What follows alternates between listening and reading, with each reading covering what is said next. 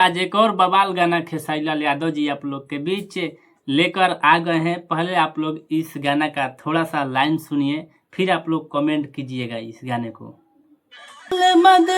दिवाली पो भौजी मरतानी तोरा उठाला हली पो।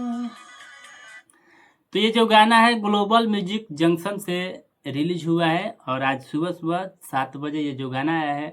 जो भी भाई इस गाने को नहीं सुने हैं आप लोग जल्द से जल्द जाइए और ग्लोबल म्यूजिक जंक्शन पर यह गाना रिलीज हो चुका है और इसमें एक्ट्रेस का रोल किया है रक्षा गुप्ता जी। बहुत ही शानदार एक्टिंग डांसिंग बहुत ही अच्छा लग रहा है और ये जो गाना है बहुत ही खतरनाक होने वाला है और ये जो गाना लगन में बहुत सारा बजेगा। भाई लोगों का कमेंट आ रहा है कि ये जो गाना है लगन स्पेशल गाना है।